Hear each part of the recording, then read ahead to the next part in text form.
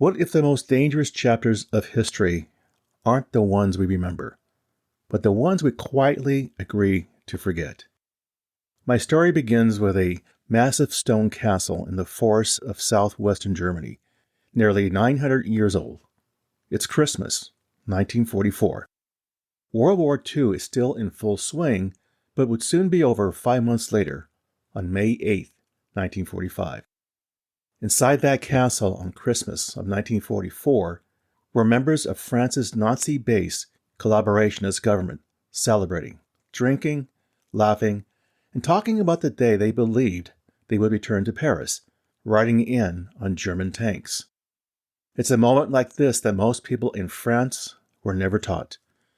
A chapter that doesn't fit neatly into stories of resistance, heroism, and liberation. And yet millions of listeners today are now choosing to hear it.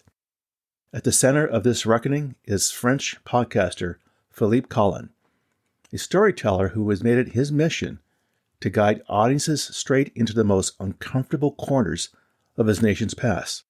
Through immersive sound and gripping narrative, his historical podcast series is reshaping how people understand World War II, collaboration, resistance, and the fragile choices ordinary people make in extraordinary times. It's about how democracies weaken, how memory fades, and how easy it is to believe this time is different, and how revisiting history, honestly, fully, and without any polish, might be one of the most powerful tools a society has to protect itself. But this story isn't just about the 1940s. It's about now. Because sometimes remembering isn't about looking back. It's about staying awake to the present. Welcome to That's Life, I Swear. This podcast is about life's happenings in this world that conjure up such words as intriguing, frightening, life-changing, inspiring, and more. I'm Rick Barron, your host. That said, here's the rest of this story.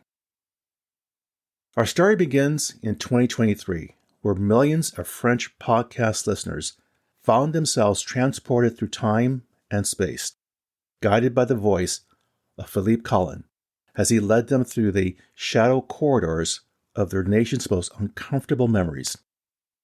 One such journey, they arrived at an imposing castle in southwestern Germany, a medieval fortress nearly 900 years old, where the remnants of France's Nazi collaborationist government sought refuge after Allied forces stormed the beaches of Normandy. Through Philippe's meticulous audio reconstruction, listeners can almost hear the echo of champagne glasses touching in a toast, the nervous laughter of men and women who had bet their futures on the wrong side of history. In the castle's grand mirrored gallery, these French collaborators celebrated Christmas during the final winter of World War II. Their reflections multiplied infinitely as they plotted their triumphant return to Paris atop German tanks, a return that would never come. This is a territory where Philippe Collin has staked his claim as an historian of the airwaves, excavating the buried, the denied, the deliberately forgotten corners of French memory. His podcast series, Facing History, has become something extraordinary in the landscape of French media, a cultural phenomenon that marries rigorous historical inquiry with compelling narrative storytelling, creating an experience that has captivated a nation hungry to understand itself. Now, the podcast numbers alone tell a remarkable story. More than 40 million downloads since he started this podcast. Now, to put that number in perspective, I started my podcast in April of 2022, about a year earlier, and I have only 10,000 downloads. Philippe's episodes last 8 to 10 hours. These are episode series that require listeners to sit with some discomfort, to confront national myths, to question the heroes and villains of their grandparents' generation. Now, this is not light entertainment for the morning commute. This is a demanding, meticulous, and often painful examination of who France has been and who it might become. At 50 years old, Philippe brings to his work a lifetime of experience in French radio. His career at France Inter, the country's most popular radio station, has been marked by versatility and innovation. From hosting afternoon talk shows to exploring American culture on weekly programs, he has always been someone willing to experiment, push the boundaries, and try formats others might consider too risky or too complex. But nothing in his previous work prepared audiences for the depth and impact of what he would create with his historical podcast series. Now, the production values of Philippe's podcast set it apart from conventional historical programming. Each series is a layered tapestry of sound and testimony. Archival radio clips crackle with the voices of people long dead, their words preserved on magnetic tape and now given new life through digital distribution. Actors read passages from letters and memories, breathing emotion into faded ink on yellow pages. As many as 12 historians appear across each series, offering their expertise, interpretations, and debates about what happened and what it all means. Philippe's commitment to depth and authenticity has resonated profoundly with French audiences. The series exploring that German castle where French collaborators took refuge has alone been downloaded more than 2 million times. People are choosing to spend hours immersed in stories that offer no easy answers, no comfortable narratives of national innocence or heroism with compromise. The podcast's influence has expanded outward in unexpected ways. 3 books have emerged from the material Philippe has gathered. 3 television documentaries have brought his audio narratives to visual life. Henry Rousseau, one of France's most celebrated historians of World War II, has appeared on 3 of Philippe's podcasts and speaks of him with genuine respect. Even Rousseau, with decades of expertise, has learned new things from listening to Philippe's work. For me, he is an historian, Rousseau has said, praising his ability to create historical narratives that are uniquely his own. Yet Philippe's work has not been without controversy. His podcast episode about France's brutal war in Algeria sparked an uproar among specialists when it appeared to downplay reports that Jean-Marie Le Pen, a far-right political leader, had tortured Algerians during the conflict. The controversy took an unexpected turn when Le Pen's book was published after his death, a confession acknowledging that the torture reports were indeed true. Now, some historians remain skeptical of Philippe's credentials and methods.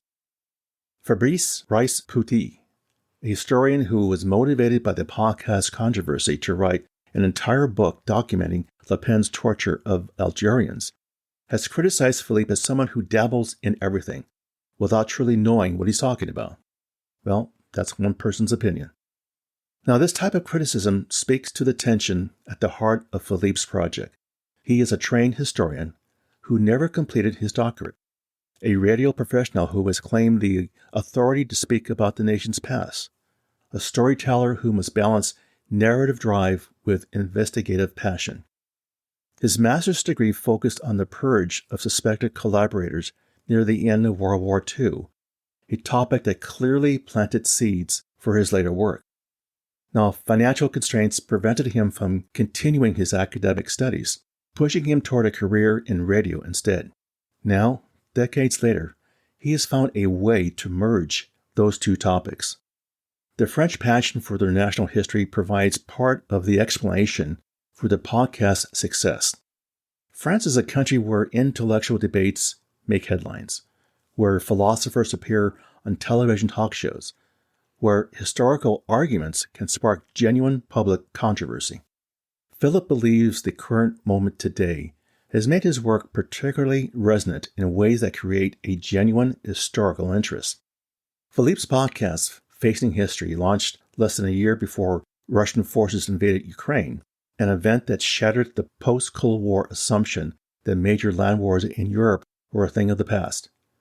As the conflict continues, fears have grown that the war might expand, that France itself might somehow be drawn into a larger European war. These are not abstract concerns for a nation that lived through two devastating world wars in the 20th century. As the worry of a European war escalating, France's far-right political party has surged in popularity.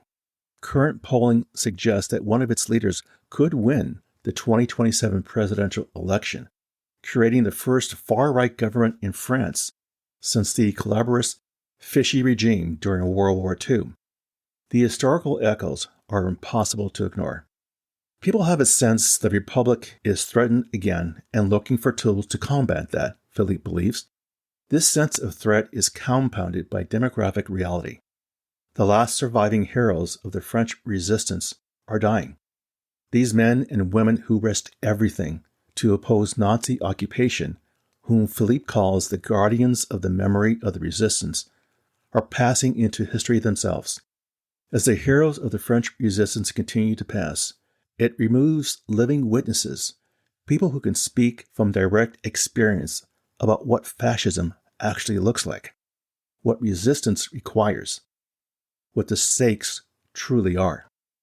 Philippe believes France is in the process of breaking away from that past, and his podcast can be understood as an attempt to maintain that connection, to keep those memories alive in the absence of living witnesses. By his own admission, Philippe is obsessed with France's World War II history. This obsession has deep personal roots. Born in 1975, he grew up in Le Fret, a tiny village in Brittany, the eldest of two sons. His mother worked as a child care assistant. His father served in the Navy. Like many French families, theirs carried the war's legacy in their bones. Both of Philippe's grandfathers had been captured soldiers, and family meals were punctuated with their stories, the kind of tales that shaped a young boy's imagination and moral framework. But the most profound influence came from a terrible family discovery. Marcel Prob, Philippe's favorite great-uncle, had fought with the Waffen-SS, the fanatical Nazi unit notorious for civilian massacres. When Philippe learned this truth, he was devastated. He cut his great-uncle off completely, even refusing to attend his funeral. He said, "I am not going to the funeral of a Nazi." Yet years later, Philippe received his great-uncle's military service record. Reading through the documents, he realized he had made a very profound and painful mistake. You see, Marcel Prob had been just 17 years old when he was conscripted by force into the Waffen-SS. Further research revealed that families of conscripts who tried to evade their orders were sent to German labor camps. Prob had faced an impossible choice: serve in this military unit or condemn his family to imprisonment and possible death. All of a sudden, Philippe said to himself, what would you have done in his place? This question, what would you have done, has become a central point to his historical work.